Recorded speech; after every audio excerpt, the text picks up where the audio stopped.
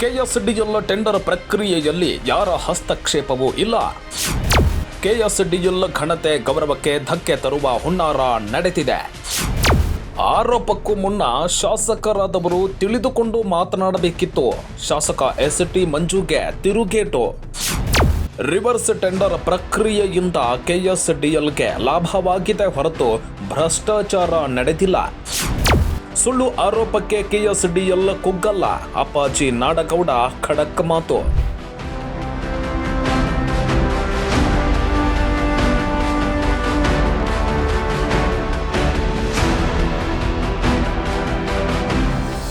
ಅಲ್ಲಿ ಏನಾದರೂ ಕೋರ್ಟ್ನಲ್ಲಿ ಏನಾದರೂ ಅವ್ರಿಗೆ ಸ್ವಲ್ಪ ಸಸ್ಪಿಷಿಯಸ್ ಇತ್ತು ಕೋರ್ಟ್ ಅಂತಂದರೆ ಅವರು ಅದನ್ನು ಹೇಳ್ಬೋದಾಗಿತ್ತು. ಟೆಂಡರ್ ಕ್ಯಾನ್ಸಲ್ ಮಾಡಿ ಅಂತ ಹೇಳ್ಬೋದಾಗಿತ್ತು, ಅಥವಾ ಇದ್ರ ಮೇಲೆ ಒಂದು ತನಿಖೆ ನೇಮಿಸಿ ಅಂತ ಹೇಳ್ಬೋದಾಗಿತ್ತು. ಏನಾದರೂ ಒಂದು ರೆಫರ್ ಮಾಡ್ಬೋದಾಗಿತ್ತು, ಅಥವಾ ಪಾಸಿಂಗ್ ರಿಮಾರ್ಕ್ಸ್ ಮಾಡ್ಬೋದಾಗಿತ್ತು. ಆ ರೀತಿಯಾಗಿ ಏನೂ ಅವ್ರು ಮಾಡಲಿಲ್ಲ. ಸೊ ಇದು ಆದಂಥ ಘಟನೆ.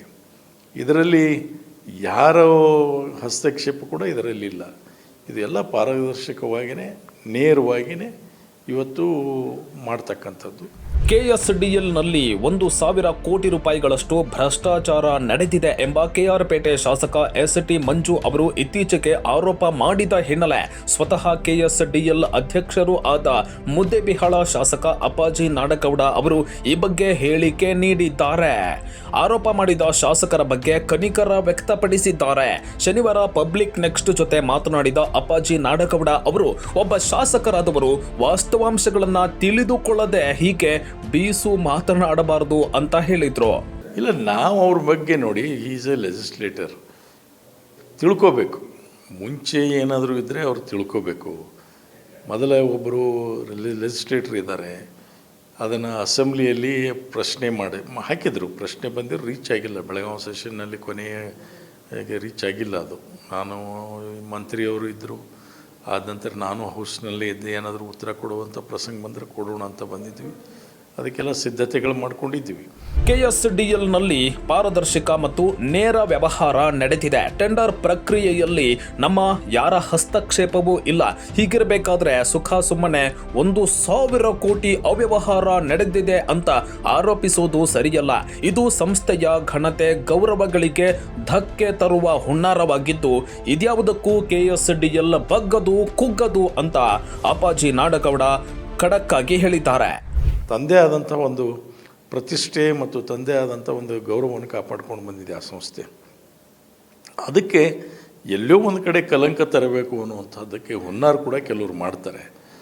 ಆದರೆ KSTL ಇದು ಮಹಾರಾಜರ ಆಶೀರ್ವಾದದಿಂದ ಮತ್ತು ನಮ್ಮ ವಿಶ್ವೇಶ್ವರಯ್ಯರ ಆಶೀರ್ವಾದದಿಂದ ಪ್ರಾರಂಭ ಆದಂಥ ಸಂಸ್ಥೆ ಇದು ಯಾರು ಇದನ್ನು ಕುಗ್ಗಿಸ್ಬೇಕನ್ನುವಂಥ ಪ್ರಯತ್ನ ಮಾಡಿದ್ರು ಕೂಡ ಕುಗ್ಗಲಾರದು ಅನ್ನುವಂಥ ಮಾತನ್ನು ಕೂಡ ಈ ಸಂದರ್ಭದಲ್ಲಿ ಹೇಳ್ತಾರೆ. ಹಾಗಾದ್ರೆ ನಡೆದಿದ್ದಾದ್ರೂ ಏನು ಅಂತ ಕೇಳಿದಾಗ, ಈ ಮೊದಲು ಇದ್ದ ಟೆಂಡರ್ ಪ್ರಕ್ರಿಯೆ ಬದಲಾಗಿದ್ದು ಇದೀಗ ರಿವರ್ಸ್ ಟೆಂಡರ್ ಅನ್ನ ಅಳವಡಿಸಿಕೊಳ್ಳಲಾಗಿದೆ.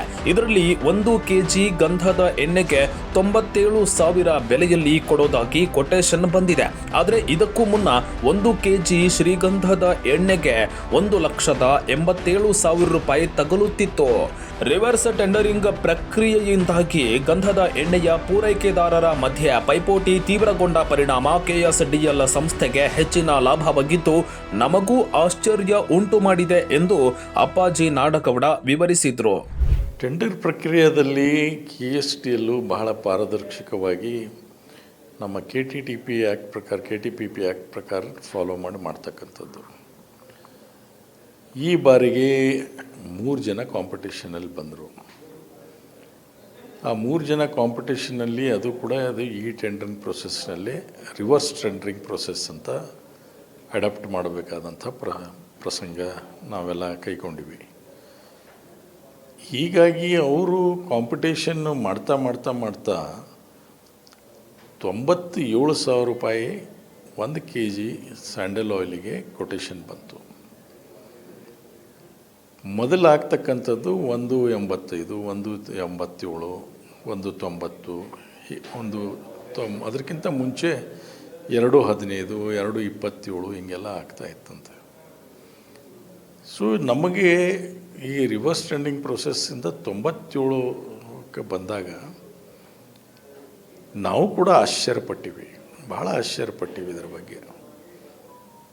ಕೊನೆಗೆ ನಾವು ಇದು ಟೆಂಡರನ್ನು ನಾವು ಯಾರು L1 ಇರ್ತಾರೆ ಅದನ್ನು ಅಕ್ಸೆಪ್ಟ್ ಮಾಡಲೇಬೇಕು. ನಮ್ಮಲ್ಲಿ ಅದನ್ನು ನೋಡ್ತಕ್ಕಂಥದ್ದು ಒಂದು ವಿಂಗ ಬೇರೆ ಆಗಿದೆ. ಅದು ಚೇರ್ಮನ್ ನಾಲೆಜಿಗೂ ಬರೋದಿಲ್ಲ ಅಥವಾ ಯಾರ ನಾಲೆಜಿಗೂ ಬರೋದಿಲ್ಲ. MD ಅವರು ಆ ಆ ಹಂತದಲ್ಲಿ ಇನ್ವಾಲ್ವ್ ಆಗೋದಿಲ್ಲ. ಕೊನೆಗೆ ಟೆಂಡರ್ ಅವಾರ್ಡ್ ಮಾಡುವಂಥ ಸ್ಟೇಜ್ನಲ್ಲಿ MD ಅವರಿಗೆ ಅದನ್ನು ಪುಟಪ್ ಆಗ್ತದೆ, ನೋಟಿಸಿಗೆ ತರ್ತಾರೆ. ನಮ್ಗೆ MD ಅವರು ಫೋನ್ ಮಾಡಿ 97,000ಗೆ ಕೊಟೇಶನ್ ಬಂದಿದೆ ಸರ್ ಅಂತ ಹೇಳಿದರು. ಭಾಳ ಒಳ್ಳೆಯದ್ರಿ, ಏನು ನಮ್ಮ ಸಂಸ್ಥೆಗೆ ಎಷ್ಟು ಬೆನಿಫಿಟ್ ಆಗ್ತಾಯಿದೆ ಅಂತ ಕೇಳಿದೆ. ಅವ್ರು ಹೇಳಿದಂಥದ್ದು ಸುಮಾರು ಕೋಟ್ಯಾಂತರ ರೂಪಾಯಿ ನಮ್ಮ ಸಂಸ್ಥೆಗೆ ಲಾಭ ಆಗ್ತಾಯಿದೆ ಅಂತ. ನಾನು ಕಾಂಗ್ರ್ಯಾಚುಲೇಷನ್ಸ್ ಅಂತ ಅವ್ರಿಗೆ ಹೇಳಿದೆ. MD ಅವರಿಗೆ ಕಾಂಗ್ರ್ಯಾಚುಲೇಷನ್ಸ್, ಒಳ್ಳೆ ಕೆಲಸ ಆಯಿತು ಅಂತ ಹೇಳಿದೆ. ಅದ್ರ ಬಗ್ಗೆ ಇನ್ಫ್ಲುಯೆನ್ಸ್ ಏನು ಡ್ರಾ ಮಾಡ್ತಿದ್ದಾರೆ, ಹಿಂದೆ 190 ಆಗಿದೆ, 197 ಆಗಿದೆ, GST ಬಿಟ್ಟು. ಇನ್ನು ಇಷ್ಟೊಂದು ಕಡಿಮೆ ಬೆಲೆಗೆ ಶ್ರೀಗಂಧದ ಎಣ್ಣೆಯನ್ನ ಪೂರೈಸಲು ಮುಂದೆ ಬಂದ ಕಂಪನಿಗಳಿಗೆ ಸಾಕಷ್ಟು ಕಂಡೀಷನ್ಗಳನ್ನ ಹಾಕಲಾಗಿದ್ದು ಗುಣಮಟ್ಟದಲ್ಲೂ ರಾಜಿ ಇಲ್ಲ ಎಂಬುದನ್ನ ಅಪ್ಪಾಜಿ ನಾಡಗೌಡ ಅವರು ಒತ್ತಿ ಹೇಳಿದ್ರು.